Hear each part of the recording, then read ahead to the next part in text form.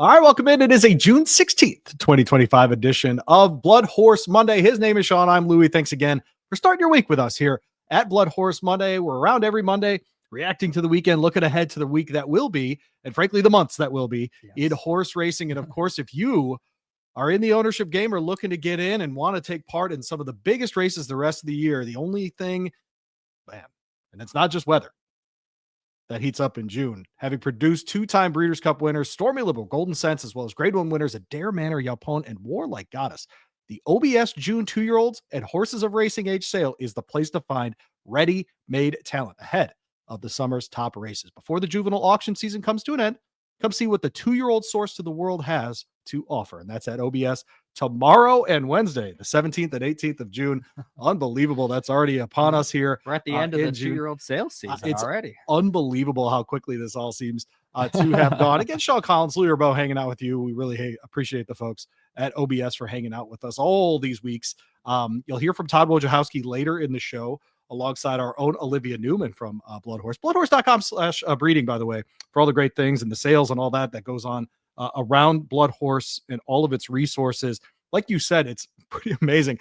The seasons of horse racing, the fact that sales season for 2-year-olds especially seems to be wrapping up. Yeah, well, and the really cool part of it is the 2-year-olds are starting to race right now. We're starting to see more and more opportunities. A lot of these horses that we see go through the ring in the next 2 days, we're going to see on the racetrack pretty soon here. That's the one key difference between that and the yearling sales, is we're going to get some kind of instant reaction to seeing some of these horses on the racetrack. So I'm looking forward to it. We just finished up talking about the Triple Crown at the end of last week. That's behind us, which means it's time to start looking at next year's Triple Crown. Maybe the Derby winner, maybe the Preakness winner, the Belmont winner, maybe the Triple Crown winner is in the OBS sale in the next 2 days. We'll have to wait and see. There's a decent chance. For sure. As we move past the Triple Crown part of the 3-year-old season, Sean, and we watch trainers figure out what their horses are, figure out where they fit, these kinds of things. Small example, we saw East Avenue win in the Matt Wynn Stakes here at Churchill Downs, going a mile and a 16th.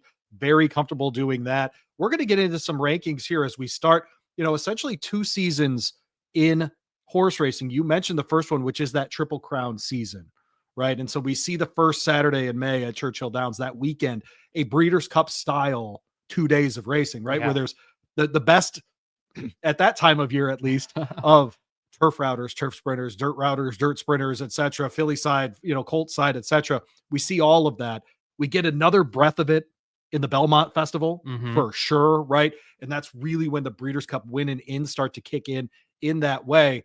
Now that we're past that Triple Crown season, it is time to start watching some of these more, I don't want to use the word disparate, but they're kind of everywhere. You got to pay attention to Japan this time of year. Obviously, Ascot going on this week. We'll see a ton of the turf horses that the Breeders' Cup hopes will make the trip over for the races in November there at Del Mar. But it's an interesting shift, man, to go away from, hey, who's developing right now, to, hey, who's just the best horse for this? Exactly. This qualifying path for the Breeders' Cup. Yeah, the first half of the year, we're looking at all these 3-year-olds, and we're wondering who's going to develop, who's going to peak on that first Saturday in May, who's going to stay there for the 5 weeks after that. And now it's all right. We've seen what everybody has in the 3-year-old division. We already know who the older horses are for the most part. So now it's like, let's spend the next couple months figuring out who is the best horse in these divisions. Let's figure out who's going to be in the Breeders' Cup. Let's figure out, you and I are both in the National Turf Riders Association. This is the time of year where we really need to start watching for Eclipse Award championship votes. So this is where we really need to start paying attention for that aspect of it. And as you mentioned, we got Royal Ascot this week.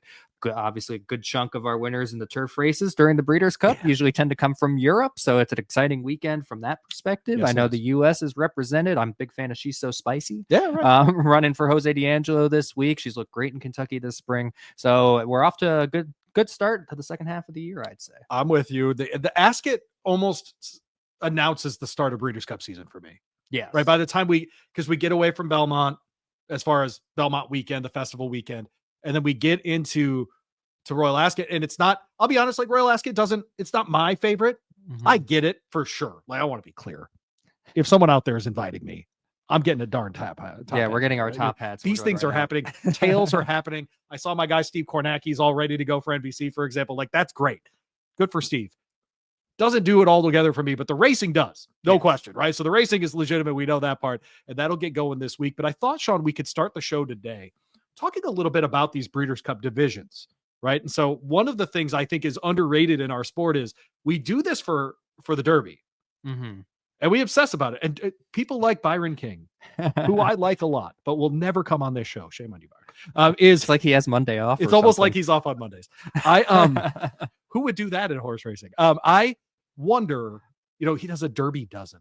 Yeah. Right. He's got 12 ready. He's ready to talk about 60% of the field of the Kentucky Derby. Yeah. And shout out to him. He had sovereignty in the #1 spot for the entirety the of the Derby dozen this year. I asked him how many times that's happened before. He said it's very rare. So. It's got to be fairly rare. He was on that one early.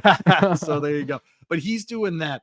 I feel like we underrate the ability to talk divisions in our sport, to spend time. Hey, who's in this distaff division? Because frankly, how good is this distaff division every year? Yeah. It's tremendous every year. On other shows that I do, I always tell people, and look, this year's an exception, but fall in love with the fillies and mares. They're just more likely to race longer than the male horses, right? So you can get to know an idiomatic. We're seeing, we're seeing a Torpedo Anna lose a race, and then everyone's watching the next workout to see if she's going to be back because we want her to be back, right?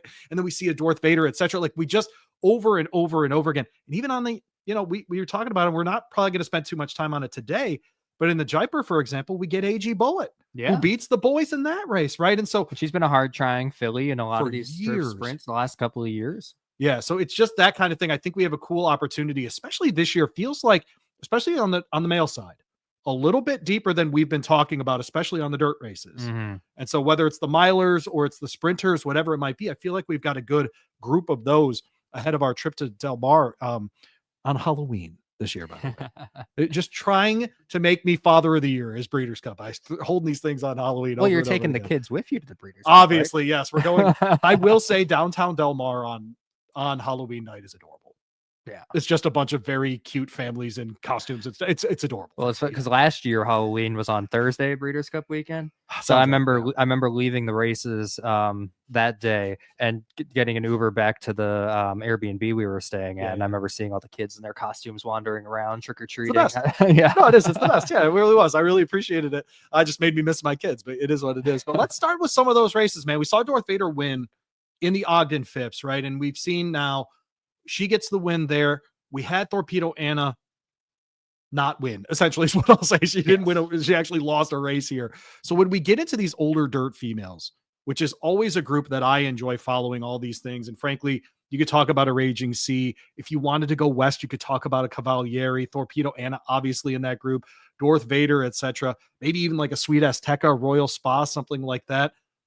But then you get like a Copion who showed out on Derby weekend. Yeah. Right. And then you've got Ways and Means. We know that's going to be more on the turf side of things. With on the sprint side. On the sprint side, for sure. Who's the best older dirt female right now?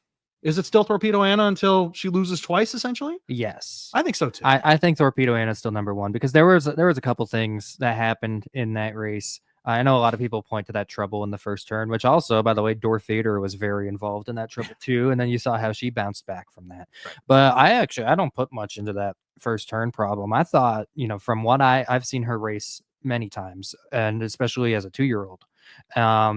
And she did not look like her full energetic self in the paddock. I think they maybe just came back a little bit too quick off the apple blossom. I don't think she was feeling herself that day. If she comes back and does the same thing in the Fleur de Lis, yeah, we got at that point we have a problem.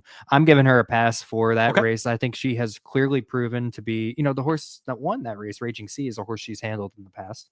So I'm not gonna jump off of her as the #1 in this division yet until we see what happens in the Fleur de Lis. I think she's gonna bounce back pretty strong here. The only other time she lost was on a similar kind of short cutback or short come back from her previous race. So I'm going to give her a pass on that one and hope she bounces back. Who do you have between Copion and Ways and Means as far as one-turners? I've seen more consistent output from Ways and Means, in my opinion.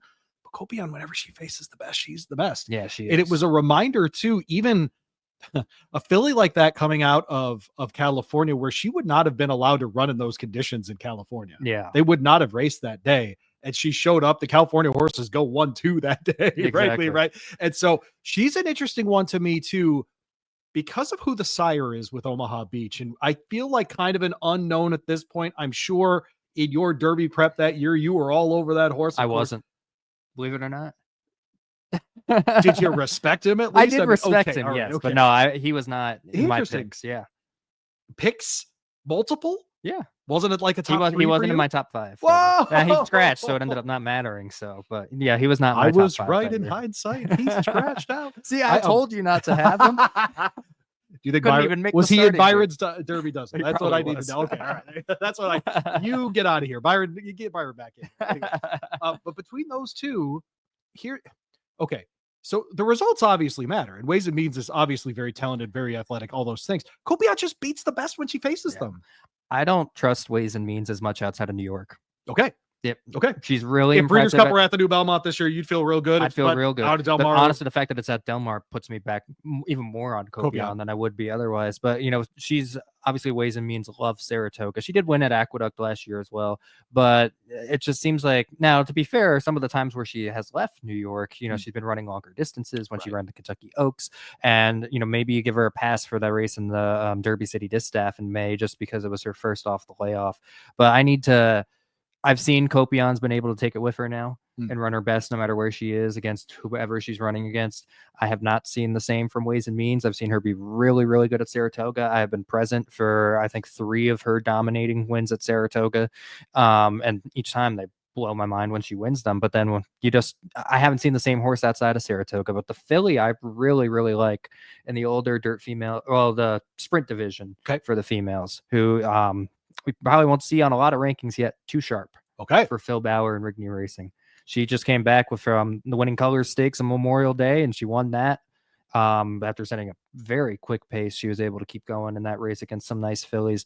I really like this filly. I liked her a lot last year. I think if she's starting to get going right now, I think she's going to be a big threat to Kopion later on in the year. Phil Bauer, a developing graded stakes winning trainer as well with the Rigney folks, and now and so what we've seen.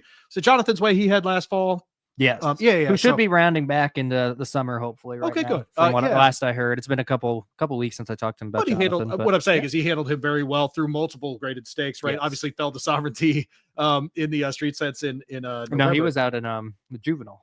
Oh, that's right. Yes. He ran Juvenile. That's right. But then he bounced back and ran a strong second, the Jockey Club, but not a. That's not a what I'm trip. thinking of. The You're thinking of the other Godolphin. Yes, I am. Was that Poster? No, First Resort one. First Resort. Yeah, that's exactly right. Too many Godolphin Blues last year. Must be nice. But just watching the Rigney barn develop as well. Yeah. What they've moved into, the kinds of horses they own now, the investment they're making.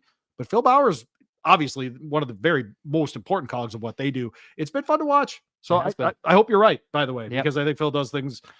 He's a really good trainer, really good horseman. I think she's a real talented filly, and I'm very excited to see her this year. Yeah, I'm a little disappointed Cavalieri's out of training right now.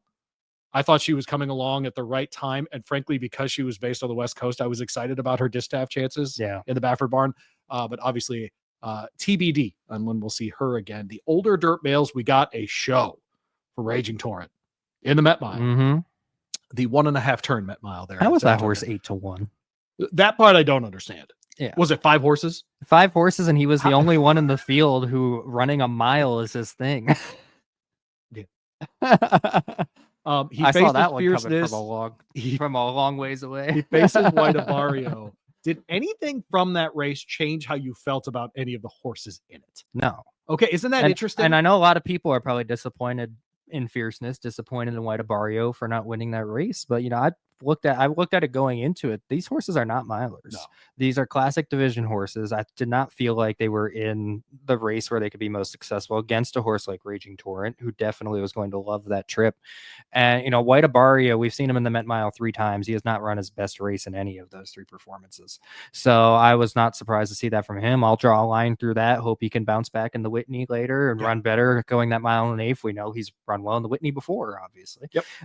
So I don't have any winning Breeders' Cup Classic. Yep. So I don't have any, and it's awful loss in the Met Mile too. Oh, that's a good point. Yeah. Of course, the Met Mile was at Belmont that year, but so I have confidence in him bouncing back. Fierceness, I think, has finally gotten over his run a good race, run a bad race. I agree. that he had. You're going to get an honest effort every time. We're going to get the honest effort from him now. So I have no concerns about him stretching back out in distance. I just think the mile was too short for both of them.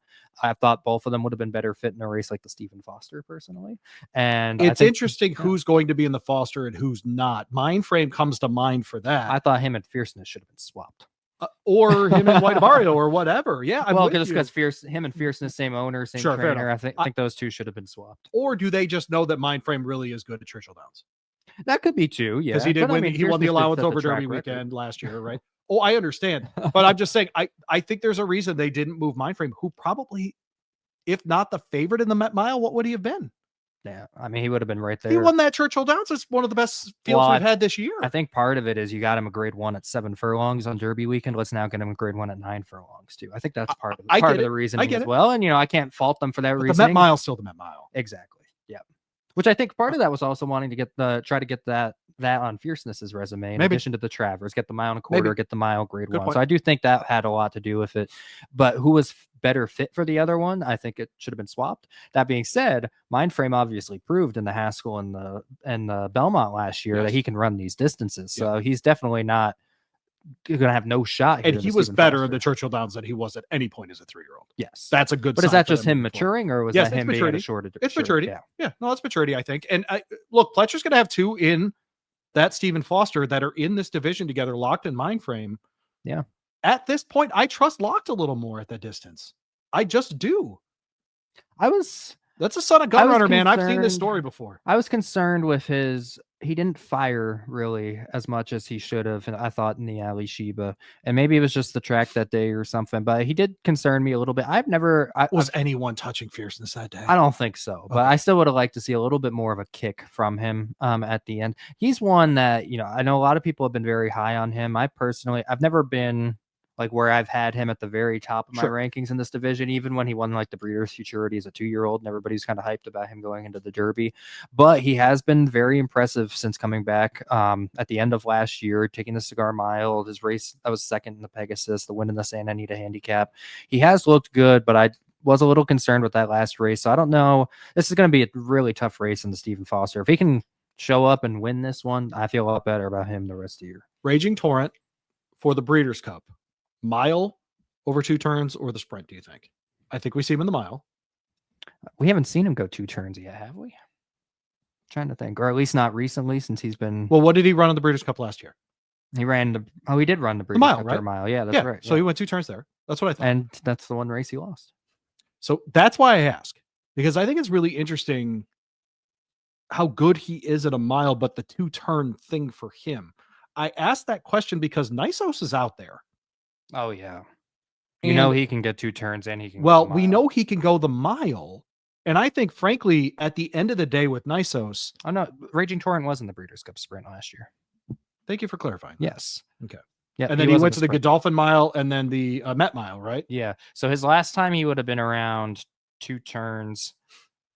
Maybe the Springboard Mile as a 2-year-old. I'd have to check on the distance of this allowance race and this stakes at Santa Anita. But yeah, it's been a while since he's been around 2 turns. I mean, I guess the Met Mile was technically like a turn and a half. And a half. Okay, I bring all that up because Nysos is just out there then. Mindframe is out there. I mean, for Breeders' Cup purposes, wouldn't you say Mindframe much more likely a dirt miler than a classic? Mindframe? Yes. Right now, I'm going to say yes. That could change in the Stephen Foster. Nysos, more likely a miler or a classic horse. Miler. Thank you. Yep. We got like the Sierra Leones of the world who we'll see in the Foster. Do you have any idea what we're going to get in the Foster from Sierra Leone? Nope. Any idea? I have no idea what we're going to get from him. I'm hoping we get vintage classic Sierra Leone. Yes. I hope we get that. Will we? I don't know. I don't know what to think from him anymore. Yeah, impossible. However, that being said, he does tend to win when we discount him. Yeah, that's fair. When we jump off this bandwagon, he tends to win. I told you that the day before the Breeders' Cup last year, that I felt like he had a good shot because everybody was discounting and then he ended up winning. So if we're all jumping off his bandwagon again for this one, we'll see what happens. It's just fascinating where those horses are going to go, because if you take, say, the top 6 or 7 in the older dirt mail, Fierceness, White Abarrio, Raging Torrent, Mindframe, Locked, Sierra Leone, Nysos, that kind of group. By the way, you still didn't mention the Kentucky Derby winner from last year, Mystic Dan. Who could, frankly, he could blow up this board by winning the Stephen Foster. Yeah. Absolutely blow it up. Now, the question with him would be 3 wins at Churchill Downs. What have we done anywhere else? But to be fair, I'd rather win those races at Churchill than say at Oaklawn. I feel like, for example, the Oaklawn shippers to Churchill have not been good this meet. Okay. Mm-hmm. It feels like if you're good at Oaklawn, it's a very specific place to be good. If you're good at Churchill, that seems to travel once in a while. Yes. Right. That dirt course seems to hold up in other places. So hopefully we'll get that kind of thing from Mystic. What do you expect from him? Is he get better? I think he's going to take a step forward from the blame, whether that's good enough. I mean, his owner was on this show, which means that he's obviously going to get way better. Yeah. Yes. I know we get the BloodHorse Monday bump there, but you're welcome, Junior. I think that step forward is going to be there. Whether that's good enough to win this race, we'll have to wait and see. But I do think that is going to be. I do think he's going to show up and run a big race here. The Ohio Derby this weekend. We'll close the show with that today. And those runners. How about on the 3-year-old filly side? And then we'll get to Olivia Newman and the good folks, Todd Wojciechowski down there at the OBS sale. Look, Good Cheer finally loses a race. We've got Nitrogen winning everything. Lucara looks fantastic. Frankly, she's always been very impressive. Yeah, has Lucara. She just ran into Good Cheer a bunch. Well, it's just everybody keeps discounting Lucara for whatever reason, and then. She had I think it's her build. I think she's just so little. Yeah. But it's like last year as a 2-year-old. It's like she won the Pocahontas from off the pace, by the way. Yeah. And nobody really talked about her at all going into the Breeders' Cup. And then, she ran all right in the Breeders' Cup. She comes back as a big win in Florida, Tampa, I believe. And then she came back at Gulfstream kind of quick, got beat there, comes back and wins very nicely in the Ashland, gets a track she doesn't like in the Oaks, and comes back to a track she does like at Saratoga and dominates the Acorn. I mean, you can't count her out on anything. I agree with you. And we all know, if you've been watching the show for a couple of weeks, you all know I'm the biggest Good Cheer fan out there. So, I'm giving Lucara her due there. She went out there and she earned that one. Will you listen to the conversations about Nitrogen being the best 3-year-old filly? Because I will. I will. Okay. Yeah. I mean, I've seen her win very impressively on the turf in person. Her last 2 starts, I saw that race that she just ran in person on the dirt, and she looked good. Now, to be fair, who was she running against in that race? A good question. Mayday Ready, I think, is a very, very good filly. It was her first start of the year. She's a turf horse. She was running on the dirt. Can't really hard to measure. Yeah, hard to measure. From that, quality from that for that specific race. Sure. But as far as like her motion over the track, she looked good. And I think that opened up possibilities that maybe they weren't thinking of beforehand, where let's see what would happen in a Coaching Club American Oaks. Let's see what would happen in an Acorn, unless they want to go the path of the the Alabama, not the Acorn. Unless they want to go the path of the Belmont Oaks, the Saratoga Oaks. They got a lot of options. Yeah, they got plenty of options. Maybe you do Belmont Oaks and then you jump back and run on the dirt in the Alabama. The problem for a horse, keeping up the Breeders' Cup theme here, a problem for a horse like Nitrogen is she's not going to win a turf race at the Breeders' Cup. I wouldn't be so sure about that. Come on. I wouldn't be so sure. A 3-year-old filly in that. Come on. I could see it. Now, the thing with her. Wow. Okay. Keep going. I don't know about, as long as she could get the distance of like a filly and mare turf, I think she'd be okay. I think she could hold her. Filly mare turf, a mile and a quarter? I think so this year. It's either a mile and I forget what they run it at Del Mar. I think it's a mile and a quarter this year. Which I think she could get that distance. Distance I'm not worried about. Yeah. It ain't that. It's quality. I think as long as she can get the distance, I think the quality is there. The reason I bring that up is, does she fit better in the distaff group? Do you find out in the Alabama? Depends which Europeans come over. No, in the distaff? No, for which Europeans come over for the turf. Horse. Yeah. It depends which one. What I'm getting at is, do you find out in the Alabama if she likes the dirt? Do you go for it? If I was going to aim at the distaff CCA Oaks or something. If I was going to aim at the distaff at all, I would be in the Alabama. Okay. That's what I would do. I might try the Coach Club of America. I might try that. That just because it's sooner, and if you need to get back it's the to same the turf, distance then as the distaff as well. Right, it's mile and an eighth, right? So that would be a good test. Or maybe you hold out for the cotillion, but I think quality wise, if you want to see your quality how it stacks up, I'd say you have to be in one of those 2 Saratogas. Cotillion's not a bad one though. Yeah. That actually makes a fair amount of sense too. Yeah, you can knock out some of these turf races and then pop up in the cotillion. I know everybody always forgets about the cotillion, but not the Pennsylvania guy. Not the Pennsylvania guy remembers the cotillion. Collins, at @EH_S Collins. That's right. A lot of options there. We also have Immersive, who came back over the weekend in a uninspired, frankly. Really? I thought it was very uninspired. Interesting. You thought she ran well? I thought she ran very well. Brad, if you Anybody run poorly ever, Sean? if you and well, if you so Bro, it's a listed stakes of 4 horses. Like, come on. I know, but you Come go on. into it, and when I talked to Brad in the beginning of the week, they straight up said she's not going to be fully cranked. Okay. We're not caring to win this race. We want to get a good race out of her in this spot to prepare her, get the fitness into her for the Saratoga races. And then on top of that, I thought that the trip that she got, yes, it was 4 horses. They kept her boxed in. Had she been on the outside to take charge, my lady. By the way, I still don't know if it's my lady or me lady. I have no idea. But it's depending if she was on the outside, maybe she ends up winning there. I just always think in that situation where you're going head and head, I always feel like it favors the outside horse most of the time, just because they have some more space and maybe get less claustrophobic. But I thought for first off the bench, coming off of having some bone bruising, not being fully cranked, I thought she ran very well. I don't discredit Take Charge, my lady, or me lady, because she ran a very good second to Lucara in the Ashland coming from off the pace. She ran very well there, and then she had all those foot problems going into the Oaks. I just draw a line through the Kentucky Oaks, but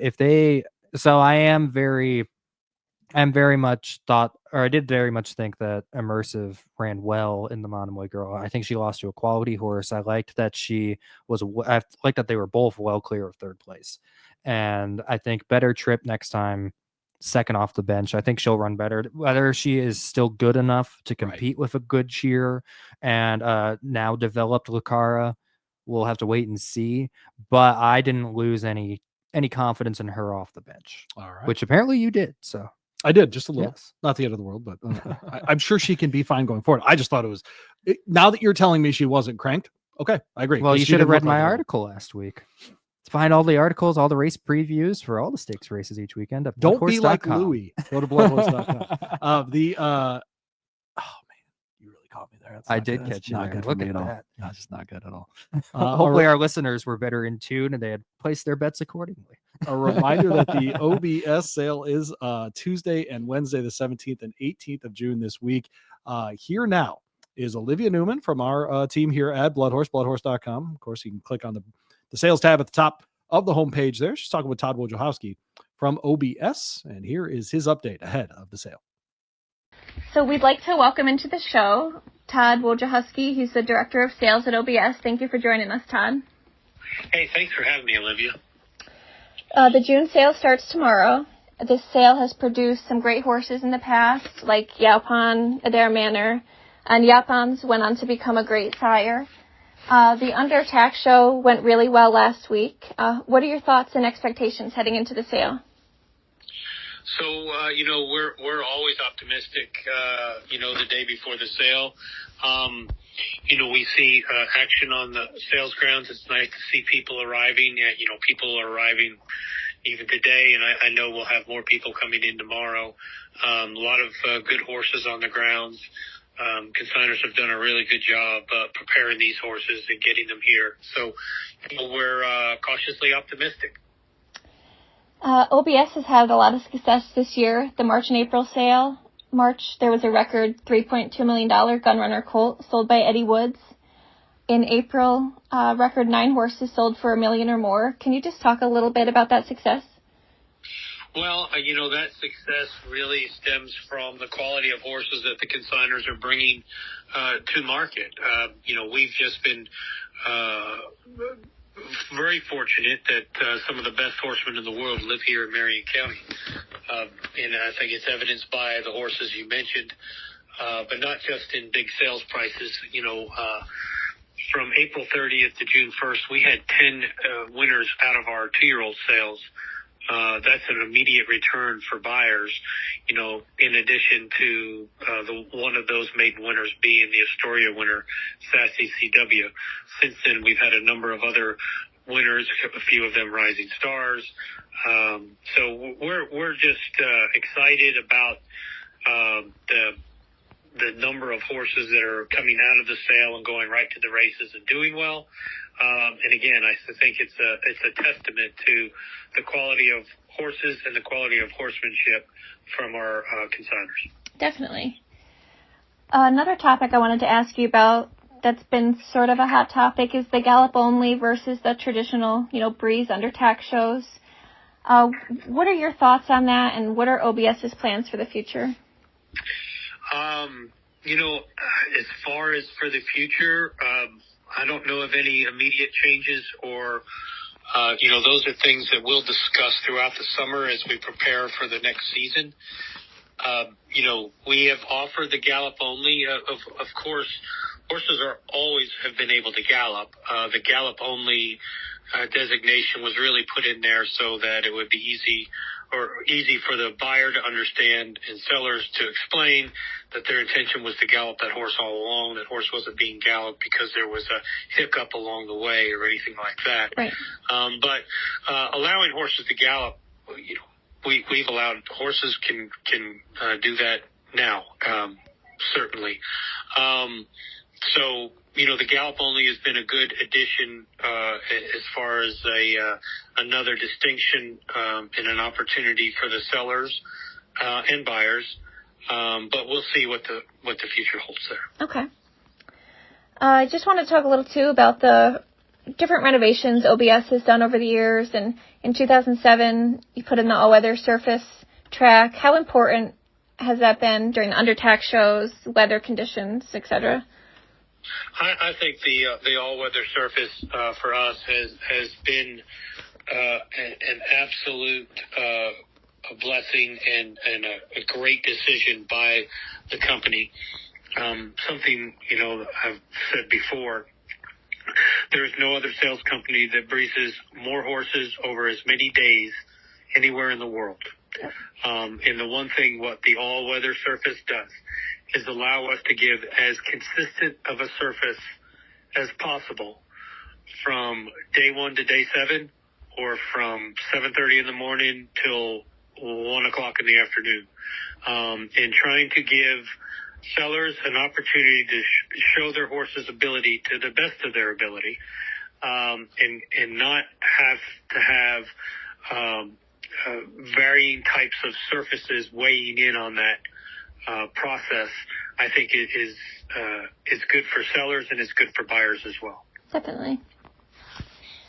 I was just going to ask also if there were any horses that stood out to you in particular in this catalog. I know that during the last day of the Undertack show, Hip 829, a colt by Bo Liam, worked a quarter in 20 1/5, and that tied the track record that was set last year by Cash Call, who's now a graded stakes winner. Yeah, fortunately there were a number of horses that looked really good on the racetrack. I won't single out. I mean, obviously you mentioned the Bo Liam, and there's a number of other horses that, the good thing is you see them on the racetrack, they look good and they perform well on the racetrack, and then you'll go back to the barn and they match that. So, we're excited about those horses. Definitely. And how does this catalog compare to March and April, and how has this sale kind of progressed a little bit over the years? Well, I think I said it maybe a year or two ago. This isn't your father's June. June used to be just kind of the dribs and drabs that was left of the season. I think with all of the sale calendars moving back into the year, and when I say that, years ago, there wasn't a yearling sale beyond September. Mm-hmm.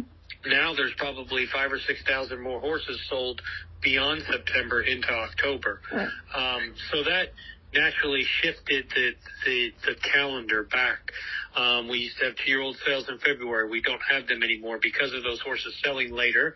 There's not enough time to get them ready that soon. Right. So March shifted later, April shifted later, and now June. And I think that natural progression, I think our consigners have also realized that they have a horse that maybe is a little immature for the March sale, that they take the time and give them the time to mature and grow that they deserve, that they can be rewarded for that in June. And that has happened over and over again. And consigners appreciate it, and I think the sellers do as well. Definitely. The buyers. Definitely. Did OBS get any entries that scratched out of the Fasig Maryland sale? We have a few of horses that were originally, I guess, slated for Maryland. That's nothing new. That happens every year. I mean, as you know, horses sometimes, for whatever reason, can't make a particular sale. They can move on to the next one. It's not unusual for us to get supplements that perhaps they didn't make the Maryland sale. Right. All right. Thanks to Olivia and Todd there. Todd, of course, Wojciechowski from OBS, and of course the weather. Not the only thing warming up in June, having produced 2-time Breeders' Cup winners Stormy Liberal and Golden Sense, as well as Grade 1 winners Adair Manor, Yapon, and Warlike Goddess. The OBS June 2-year-olds and horses of racing age sale is the place to find ready-made talent ahead of the summer's top races. Before the juvenile auction season comes to an end, come see what the 2-year-old source to the world has to offer at OBS. It's tomorrow and Wednesday, June 17 and 18. We're going to go down and buy a horse, aren't we? Listen, I was going through the couch cushions earlier. You find anything? No $10,000 bills. Yeah, just nothing. How about 20,000? Was looking for one of those as well. No, no 50,000. No. I already kind of outlined that that's not happening here, Sean. Thank you for bringing up that I don't have $50,000 bills. In my couch. This is the nice thing about, horse racing is you can have partnerships. We got 2 of us here, and we got Frank Angst who could possibly jump. You know in what? With us when I think horse or ownership partnership, I think Frank Angst and that library. That's really what I think of. Is there any money hidden in those books back there, Frank, that we can use at OBS? Gotta be it. Come on, let's get it together. We'll have to search through there, but you never know what's always a chance of getting a plug. The many partnership opportunities that are out there have made entry and ownership a lot more reasonable for more people. So yeah, it's a really people take advantage of that. It's a fun thing for sure. Yeah, for sure. Cripes, I've heard the story. I own a toenail of that horse and I lost my mind, blah, blah, blah. Exactly. Yeah, for sure. So OBS sale going on tomorrow and Wednesday down there. Frank, you've been working though on what's happening here. I thought this was a cool topic. Yeah, we'll be, of course, covering the OBS sale. But the magazine and the July issue will be out next Tuesday, so 8 days. I finished up my What's Going On Here column for the July issue. And I think it's a really encouraging thing that I saw this spring in the classics is more young people coming into the sport. I mean, I think the Derby just got things started off on a great foot. America's Best Racing here. With the Jockey Club, they made a partnership with Griffin Johnson, the influencer, and he brought in just millions of eyeballs to the sport, which was just terrific. And his demographic of followers definitely skews younger. So that it's just been an elusive crowd that racing has tried to make connections with. And then the Derby saw like its best ratings ever on NBC and the highest since 1989. And Churchill Downs officials at the ARCI conference directly credited ABR's efforts as part of the reason for that. And then just something that I saw with my own eyes, both at the Derby and the Belmont, is younger people betting on their phones. And really what has struck me is I think with the proliferation of sports wagering, horse racing has now been helped over one of its largest hurdles, which is education, just sort of how to bet. Right. Ideally, I would like to see fixed odds wagering. We don't have that, but we do. We don't have fixed odds wagering widely. There's some in New Jersey, Colorado, but on the major events, we're not there yet. And I was pushing for it, so yes, some chances there. But I think just with a group of younger people growing up with sports wagering, they understand the wagering product. FanDuel and a lot of these sites, FanDuel, like the racing's right there. You have a common shared wallet. So it's fairly easy to get from the sports betting site to the racing site. Yeah. We're seeing promotions from your Caesars, your FanDuel, your DraftKings. They're tying into these sports to the racing events. So I think they're doing the marketing for racing, which is terrific. And I think they're doing a lot of the education for racing as well. I mean, if you kind of understand, the 3-to-1 odds, whether it's in basketball or horse racing, you have an understanding of that. So I think that's helped bring a lot of people in. And I saw, a demographic of people that I don't always see into the betting that seemed like they were at these events. I'd be curious if you guys saw any of that, or am I just hoping that's what I'm seeing? I know it's a hope for so many of us, but I think it's also reality. I do too. You were talking, Sean, off air before we got on here about, I forgot it's night racing this Saturday at Churchill Downs. And look, people can get upset about, the lights are big in the middle, whatever. Like those 20,000 people show up for those nights, man. Like it's a legitimate thing. And so it's part of this, Frank, I think, is what you just talked about, which is if you don't know it exists, you're never going to go. And DraftKings, for example, you brought them up. If you go into the DK app, DK Horse is like the fourth thing. It's right there. And so I agree with you that the other part of this too, I've always wondered, guy sits down to watch a college football game and it's going to be 3 hours and he's got the over. Why would you not bet a horse race for $2 every 10 minutes? Yeah. Right. Just to have action during the game. And I'm not picking on football in particular. Lots of sports are like this, where it takes 3-4 hours for your wagering outcome, essentially. Or if you're playing multiple games, it might take 6 hours. Probably pick 3 in 40 minutes. Those are things you could just do. And so, Frank, I wonder that part too, where it's just, hey, I can bet Aqueduct, on Saturday, you could have bet Aqueduct, Laurel, and Churchill and Gulfstream all at the same time, had that action, and still had the College World Series on, or still had, the NBA Finals, something like that. I'm hoping that what you said earlier, that just that familiarity with wagering, and frankly, the stigma that comes with it. I remember even getting into this before sports wagering was legal. Now that it's legal, that stigma's gone, man. And that's a real positive for the next generation too. And I think that, like you talk about the night racing at Churchill, the Triple Crown races, the Del Mar and Saratoga meets, where you have people that they're not following racing all the time. So in the past, those people might just go to those tracks and enjoy the day and have a terrific day, but they might be just intimidated by the betting. I think because they have these apps in their hands, it's so much easier, and they already have a familiarity with how to deposit money, like all that's already familiar with them, and they have a confidence level. And racing, we tip our hats to the sports wagering side that is, made that possible. And now I think these people are starting to come over and bet horse racing. So that's terrific to see. And I think too, by the way, Frank, I think these other companies have discovered they don't have to front any money to carry horse bets. All of it is just takeout, right? And so for them, they don't even have to put the money up. And I know fixed odds is the future, and I think it needs to be, Frank, part of our wagering, availability. When I go to the Haskell every year, I watch the fixed odds for sure. Because if I'm getting 4-1 over here, or 3-1 over here, I'm going to the 4-1.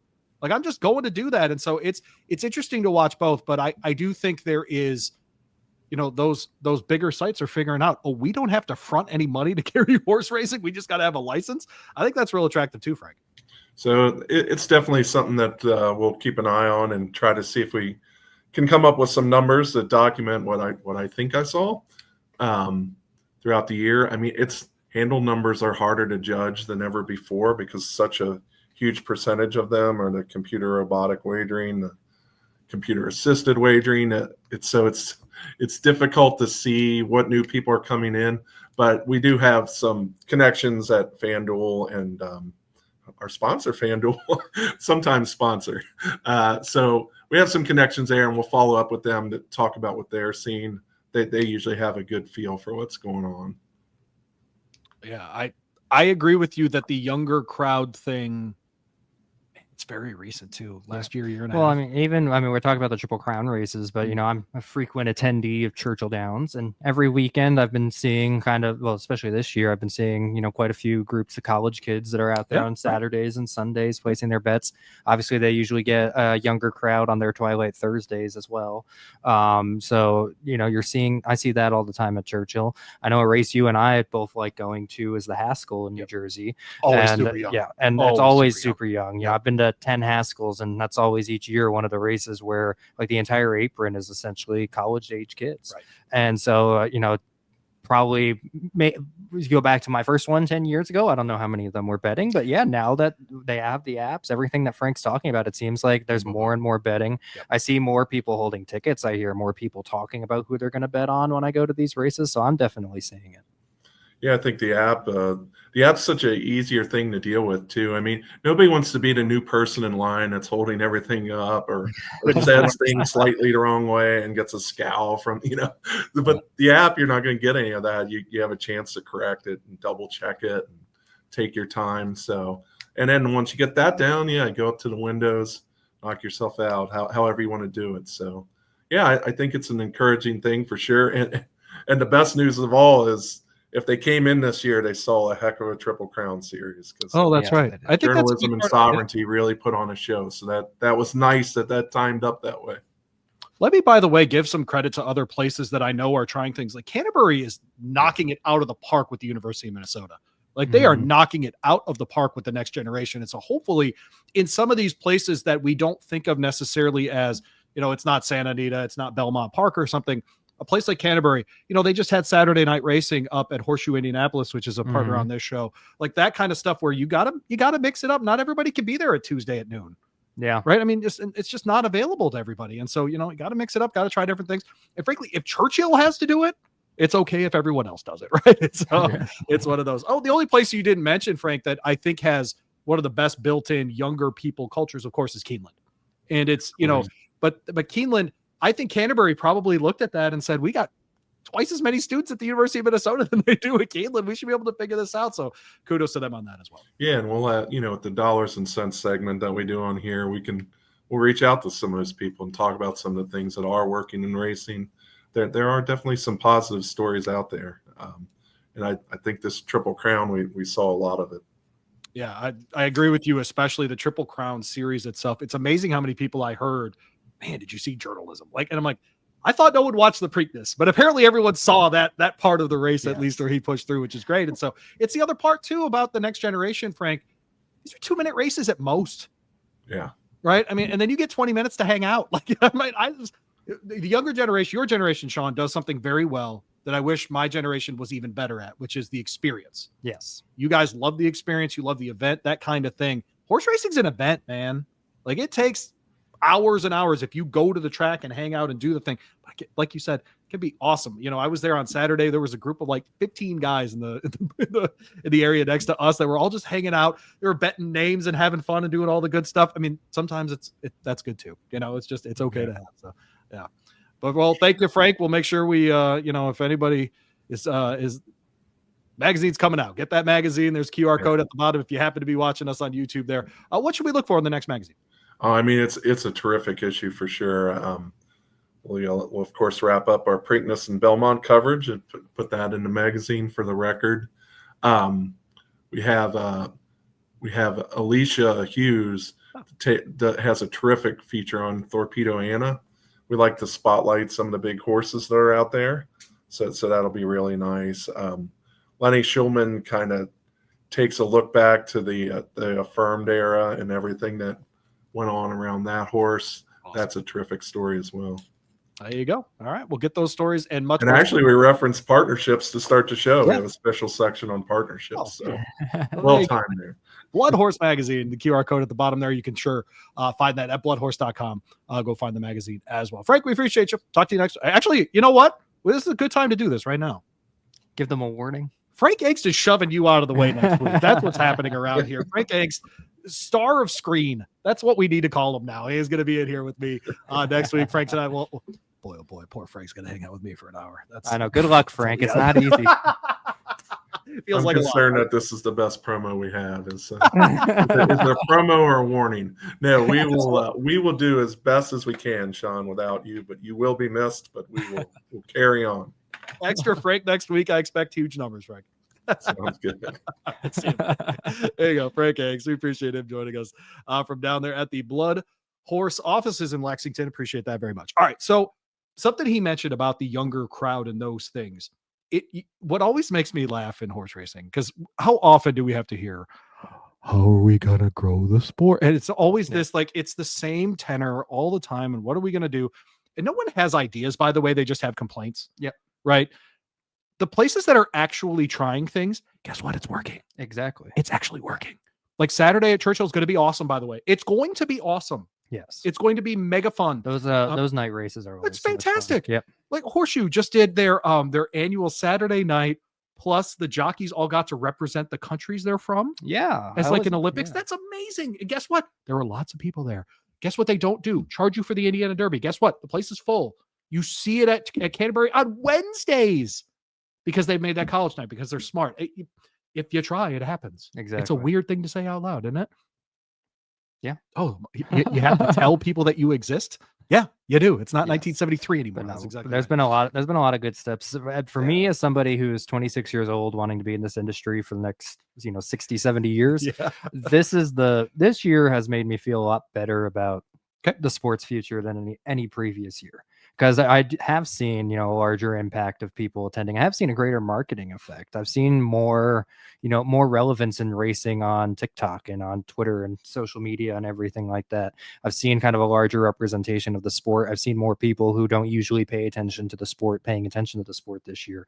So I do think we're definitely on the right track. I think some of these racetracks, obviously people like Griffin Johnson as well, I think they're really we're starting to hit the right points, and we just need to keep unifying on that effort to keep carrying it on through. Couple of cool races coming up this weekend. The Ohio Derby up there at Thistledown, and of course the Grade 2 Chicago at Churchill Downs. If you are betting the races this weekend, go ahead and check out FanDuel Racing. Download the app today and bet with our friends at FanDuel Racing. Appreciate them jumping on the show here as we close up another edition of BloodHorse Monday. Got a couple of races to talk about. We'll start with the Chicago here. This is one of those night races. This will go off at 10 o'clock at night. Can you And I will be there for it. Can you imagine? Oh, I'll be there. Can you imagine though, being a trainer and you get up at like 3:45 that day and you've got a horse in the 10-11 p.m. Chicago Stakes? Well, what about the refactor 2 races after it? I would really. Are there hammocks in the barns? Like, is there something going on that these people could take a nap? And I mean, now like, you there's know got to why- be, right? Now you know why we only do 4 of these a year at Churchill. No, that's exactly right. Those poor people. But the Chicago comes up. This is a 7 furlong dirt sprint. We see horses like Emery, Bright Work, Bava's in here, Beguile's in here, My Main Squeeze, Zeitlos. This is a It's a good loaded field. race, man. It's Yeah. a good field. It's a, I like to look at these races personally, and it's not the graded stakes committee's fault, obviously. But what is this fault? This is very much a grade 2 to me. Oh yeah. Right. This is a very good field. Fits a grade 2 very well. Yeah, I mean, we talked about the Philly Sprint Division earlier in the show. These are all fillies that are kind of on like that kind of middle ground right now, where we have seen where they could be talented enough to be in that Breeders' Cup conversation, but maybe for a couple different reasons they're kind of either trying to get back on the upswing or they're a little bit on the downswing right now. And this is a really important race for them. That's really going to help to determine what the rest of their year is going to look like here. I've always been, well, for the last year, I've really liked Zeitlos in her races. I've really liked her win coming back at first start of the year at Pimlico during Preakness weekend. And I'm excited to see what she can do here in this spot. Vava came into this race last year and won this race, was pretty much like the dominant horse in this division when she won the race last year, and she hasn't won since. And so it'll be interesting to see if she can get back on track. Yeah, Zeitlos, of course, will be ridden by Flavian Pratt, who will be in town for Steve Asmussen. It's an interesting flip because Saturday, Jose Ortiz is riding in the Ohio Derby. So Flavian Pratt's actually in Churchill while Jose's up north. But we do see an Emery for Brad Cox, who we last saw in that Derby City distaff, was really good before that, though, in the Madison at the grade 1 level in Keeneland. I've always been really high on this filly since last year as a 3-year-old. I thought she was one of the more talented 3-year-olds that we had in this division last year. That sloppy track. Do you just chop it up to that in the last race, or was the competition just too deep? She had trouble in the mud in the test as well. Yeah, I think she just doesn't love the wet surface, and so I think she's 1-for-4 lifetime memory serves. With the distance though, 7 furlongs is such an interesting in between for so many horses. She's built for it. She is 2 wins, 3 seconds at the distance, and 6 runs. So I think she's good to go there. Bright Work, of course, has a win at 7 furlongs. Has been running second between 6 and 7. Too. She's an interesting one here too, because she was in that winning colors last time at Churchill, and Brian Hernandez Jr. keeps them out here for John Ortiz. She's an interesting one for sure, because she's only 4. She's raced only 9 times in her life, but 5 wins. Yeah. Really impressive filly. Well, she had such an abbreviated campaign last year, too. She only had 2 starts last year. She got scratched out of the test after she had fallen in the paddock when they were trying to saddle her. So she just had she did not have a 3-year-old season that you would have wanted her to have coming off all the success she had at 2. And so for her to now be rested up again, bigger, stronger as a 4-year-old, now second off the layoff, I think she's and I think last time, if I remember correctly, I believe she had the rail, which was not the best position for her to be in. So I definitely expect a much better performance from her. And if she runs to her talent that she showed as a 2-year-old, she's a major threat in this spot. Bava back here, 5-year-old mare, daughter of Gunrunner. We've seen her once this year in the slop in that Grade 1 Derby City distaff. 5 for 10 lifetime at the distance. So this race is loaded. Yeah. It is. And I'll give you a little sneak peek. I'm writing up the preview for this race for this week. It should be up on BloodHorse tomorrow on Tuesday. But I talked to Cherie DeVoe this weekend at Churchill about Vava. She thought maybe the Derby City distaff was a little bit too ambitious off the bench of a spot to put her in. And so she thinks this is definitely going to be a better spot for her to be running in now second off the break. The Ohio Derby will happen at Thistledown this week. Mm-hmm. I'll talk to Bob Roberts on the Horse Racing Happy Hour this week. If you've never heard Bob Roberts' crazy self, you should definitely join me. He's fantastic. The guy's great. Still does handicapping for Northfield, believe it or not. And so all I can imagine when you have to do harness, what is it, like 16 races at night, 5 nights a week? Like, just, my goodness, can't even imagine how busy that is. But their late double is always 2 really, really good races. The Lady Jacqueline is a listed stakes, but it's $250,000. For example, Peignoir is making the trip for Rudy Broussais. Where's My Ring is in this race. I mean, this is, it's just the kind of race where you get to see really, really good fillies and mares. But of course, the Ohio Derby will close it.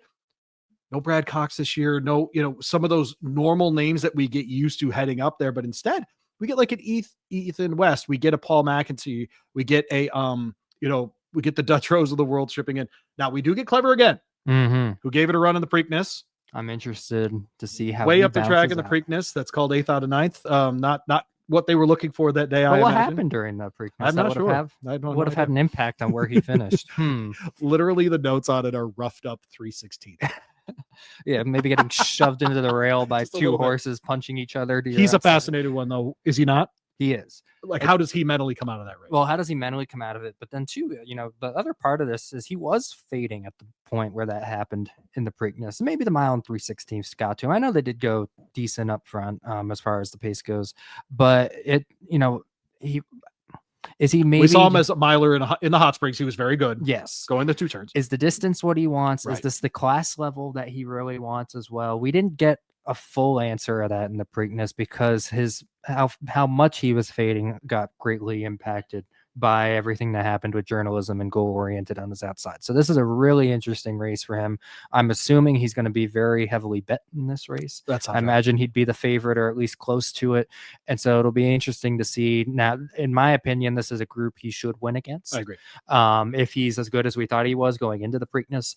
But Steve Asmussen mentioned right after the Preakness, sometimes something like that happens and it can have a mental impact on the horse. That was his concern. First race back, it'll be interesting to see whether or not that's going to be the case. We get an alum of the Wood Memorial and the 2nd place finisher in McAfee shipping in John Velasquez. 2nd place in the Peter Pan. Peter Pan, excuse me. What did I say? Yeah, he was Wood Memorial. I said he was in the Wood. Did I say the Wood twice? No, did I say the Belmont? You just moved on to runner up. You didn't mention the 2nd race. Sorry, it was the Peter Pan. 5th in the Woods, 2nd in the Peter Pan. Peter Pan. And so John Velasquez is making the trip, though. That's not an accident to me. No, yeah, that shows a lot of confidence. This is the half to Torpedo Anna. Yep. So he's one who's always had kind of a lot of expectations on him. He kind of had a slower start to the year this year. I remember he had to scratch out of the Jerome, I think, at the start of the year, go on the sideline for a little bit, try to get geared up in time for the Derby Trail. Now I think he's now into the motion of the racing season and could definitely run big in this spot. I think very few horses in my life have ruined a betting ticket like Cloud Computing did for me in the Preakness. I had the pick 5, dead to rights, single, ready to go, Classic Causeway, bang, Cloud Computing. Or Classic Empire. Classic Empire, excuse me, yes. Classic Empire. Ugh. Traumatized you so much. I'm still thinking about it. Yes, that's still one of those things. I think Mark Cassie's still thinking about it too, so that's okay. Chunk of Gold skips the Matt Wynn will make the trip to Ohio. You surprised?